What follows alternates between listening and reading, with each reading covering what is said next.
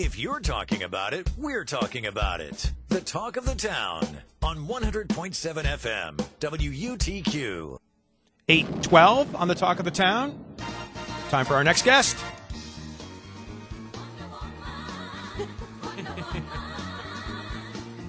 It's Dave, Jay, and Sam, and our Wonder Woman, Michelle Truett, is in. Michelle, how are you? That's awesome. Thank you. You like that? Yeah, man, that wrapped up my week real well right there. Well, you know, my wife, Beth, thinks the world of you, too. She thinks about that same thing. When she sees you up on stage giving a speech like you did at TEDx last week, and we were there, she says, that is a rock star up there. And I'm quoting from her, actually. She does great posts. Thanks, Beth. Hi, Beth. TEDx, Bagg Square Association, you're a designer, you're a mom. You're a wife. I got a half marathon Sunday. Wow. Where's that going on? Lake Delta we're doing. Okay. And then the following weekend we got a crew doing the Ragnar Relay. The 12 runners running 24/7 up, or 24 hours up Saratoga to Lake Placid. So I'm turning 40 in November, so anything anybody throws at me, I'm like, yeah, I'll do that. You know? Well, it's kind of like the one woman that was on stage at TEDx last week when we were there who wanted to try and do things in her life, and she was, she was suicidal when she was younger, and then in order to break out of that mold, she put a bunch of slips in a jar and started pulling them out, and one of them was give a TEDx talk, and what a powerful speech that was. She had never spoken in public before. I know, she was awesome. She My did great. son loved her. My son's really shy, and when we were done, he goes, I want a picture with Grace, and he Instagrammed it, but she was great, and I think it goes back to, like, forcing yourself to do things that are hard and breaking out of the norm, which is great. It was a good message. My talk was on microbranding Utica and getting people to really think about what they can do and step up, and I think that's it. Some things are hard and they take a little bit of effort, but why not step up? Talking about branding Utica, a logo that you designed for the Bagg Square Neighborhood Association, won an American Graphic Design Award. Good job. Thank you. I don't usually, every year they do these, and I've been a designer for closing in on 20 years. But normally I don't put my work out there a lot. I'm not really a big self-promoter, but I was really proud of the Bagg Square logo, and I think it was a good thing for Utica as well. I really just did it to get us continued recognition in a different way for all this branding that we're doing. Yeah. So it's out there nationally amongst the design community, and it will go in the annual, so I'm excited. So there's a mosaic squares on the bottom of that logo that mimic the design on the garbage cans, which is great too. Yep, and that's an abstraction of the map of our neighborhood, actually. Oh, cool. Awesome. I could see that. You didn't know that, did you? Yeah, it cuts it off a little. So the big thing with our neighborhood is Genesee Street, the overpass cuts it right in half. So all of the branding we're doing is trying to really promote the neighborhood as a whole, and just connectivity, walking back and forth between the east and west side. And perfect. And with that, streetscapes improvements. Yeah, I have. That's what I've been working on for a couple months now. Is a lot of streetscape. We've got this great national grid grant in Bagg Square, $250,000, which is like unheard of. It's wonderful. So we're embarking on a lot of projects, from new street lighting. We're trying to do some LED light work underneath the overpass to make it safe. I've got wayfinding signage. Pole banners just went to print, and they're underway, so we'll be getting those up with the new logo on it to give the place to give it an identity so people know where it is. With Utica Roasters and Utica Bread and all this great stuff, people are coming down more. They're able to find it. The roads, that was one thing in our branding survey. People are like, I can't get there. And it's hard if you're coming up Genesee to kind of turn in properly. But people are getting comfortable with the neighborhood, and they're getting there. It's been a big talk that we've had over the past couple of weeks is walkability and being able to get around different places. Yep. And with that, I know the DOT is looking at some options for that intersection there of Oriskany and Genesee Street to make it user-friendly. Yep. And this morning we spoke with Frank DeRoss, who is currently above Utica Bread in the Thinkubator and is going to be moving a little bit further down towards Union Station, kind of across the street there. And we talked about the old ConMed building. Yeah, we talked about him being able to still walk to his old neighborhood to Utica Bread and get something to eat. So I'm sure folks like that, and just in general, it's nice to see that we're looking at those ideas. Yeah, it's making the journey of walking interesting, so with wayfinding signage and, the brand of Bagg Square's history, so the more we can share along the way, the better, too. Well, Beth and I have actually eaten breakfast, lunch, and dinner at different locations in Lower Genesee, all in one day. We had I see you guys there all the time. Breakfast at Utica Roasters, lunchtime snack at the coffee place. Even came back to the Utica Bread place for a dessert after we had pizza at Johnny's. So we've done it all over there. Pizza's good. Pizza's huge. I love it. Yeah, and Gerber's is great too. So those are all great places there downtown. There's been a discussion about the downtown hospital location preservation too. Some opponents of that think that it will ruin what you're trying to accomplish with the preservation of old buildings and the look you're trying to achieve by plunking a brand new shiny building in that midst. What do you think about that? So that would be over in downtown. And, I have a lot of personal research to do on the project yet. I haven't really formed an opinion on it. I haven't been too involved with the development of downtown. I'm more on the promotion side right now.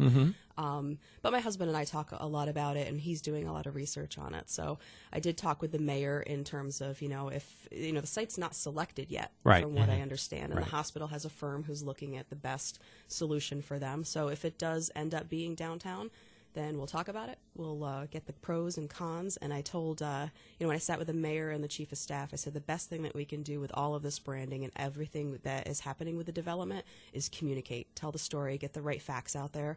So that'll be our that'll be what we'll do. Talking to Michelle Truett here on the Talk of the Town at 100.7 FM WUTQ. Michelle, something I always highlight about you is the fact that you were a transplant and then came to our area. How long have you been here again? Yep, I'm from New Jersey. I've been here for 18 years. 18 years. So 19. So when you came, what did you think when you came? And then do you want the truth? And then, so how did you develop into? Well, it only highlights how you feel now. I think if you can tell us a true story. I went to school at RIT, and then I always say I met a boy at a club in Rochester, and he was from Utica, so we moved here, and I lived in those row houses on Plant Street behind where the Dunkin' Donuts is. Sure. And my first thing was like Utica apartments. It was like $280 a month at the time or something. I was like, this place rocks. Yeah. And then I got here, and I actually got my first job in design. I pulled it out of the Yellow Pages of all things. I don't know, some kids don't even know what the Yellow Pages are. But, I jumped right in, and I always say I've had this love affair that's gone up and down with Utica because, at the beginning it was the late 90s, and it was, it was a little rough at the time. But, I'm a firm believer in loving where you live and doing something about it and making it great. I've got a almost 15-year-old son, so I need to make it great for him, and I hope that he can go to college and stick around, wants to come back here.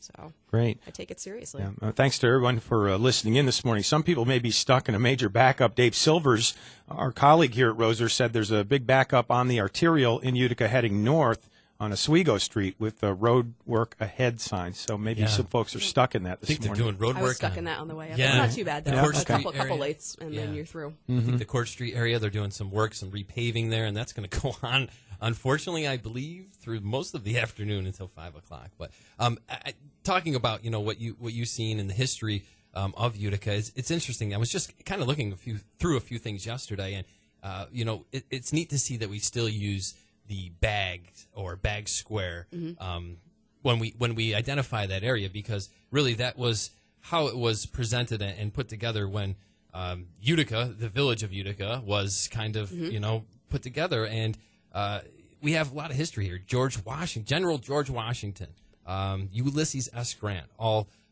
traveled, and Charles Dickens also stayed in the Baggs Hotel. Baggs Hotel and Baggs many vice Tavern. presidents and presidents. And Moses Bagg almost didn't stop here. He came with his family from Massachusetts, and he kind of saw this area, and he's like, maybe I'll keep going. And he went a little bit, and I think it was between seasons, like it was like maybe a fall to a spring, and he came back. And then he was a blacksmith, so he started a shop, and then he noticed that it was just this area was a ford in the Mohawk River it was one of the only places you can get through the mountains to get over to the west part of the country. So a lot of people were passing through, and he saw that, and he's like, people need a place to stay and to rest. So he started a little wooden 2-room structure that was kind of the first hotel, and then his son actually built the Baggs Hotel in, I believe, it was 1812. Yeah, we read the little card that describes that very historical item there. The restaurant check stuffers out. Those are cool. Love those. Awesome. Those are great. Hacks. And also that little tidbit about how they chose the name Utica out of a hat for the name of the city, which is formerly Old Fort Schuyler, I guess. Yeah. What were the other names in the hat? Do we have any idea? No, I will find that out for you. I'd love to know. I'll get back to you. And I also found out, I did a little research on the name Utica itself, and there's only one other Utica in the world that I can see, and it was, I guess, a city in like 700 or 49 BC or something like that in northern Africa, I guess. Oh, get out. Utica was in like what is now Tunisia, I guess. And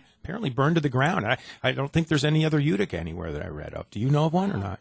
I was doing something just the other day. I mean, just like little towns and villages and other cities that are named Utica. There are a bunch. Are there? And, okay. Yeah, I actually have a sticky on my. I was gonna, I don't know, turn it into some post. I upkeep the Bagg Square and the downtown Facebook pages. So I was like, I wonder how many other Uticas there are in the U.S. That'd be a cool fact. So I think there's one quite a few of in them. Georgia. Is one maybe more? Is there one? There's in Georgia? definitely one in Michigan. I can't. I'm trying to like see the list on my thing, but there were some tiny ones. You know, they were just little villages with like 5,000-6,000 people. So and you've been I'll keep counting.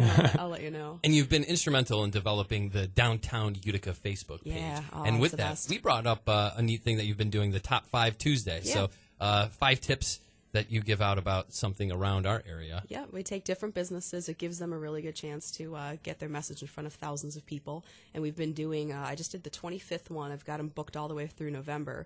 So I know, it's cool. Actually, I'm going to Emmy's today, and I've been doing an extra step on those. Emmy's is good. We went, Beth and I went for lunch the other day. It was fantastic. Come on. I've been talking about it all week. So. I'm going to go see them, and I've been posting a picture, like a teaser picture, up on Fridays. And I did that with Massoud's, with the 3 sisters Sure. from Bank Place, and that was one of our most popular posts ever since March. I mean, it reached over 10,000 people, but the downtown Facebook page has reached, I just pulled it this morning so I'd have the numbers, but it keeps increasing every day, but it's over 670,000 people since we started it, which I think is great. Good work, Michelle. Thanks for coming in. Congrats on the award. Thank you as always, guys. Yeah, and when you use those garbage cans in and around Bagg Square, think of Michelle. They look fantastic. Think of me when you think of garbage. That's awesome. We'll leave it at that. I didn't mean it that way. Coming up next, our news block, and in the sports, a hole-in-one for one pro golfer and a chance for you to win a hole-in-one on us. We'll pay your entry fee. Stay tuned to the Talk of the Town.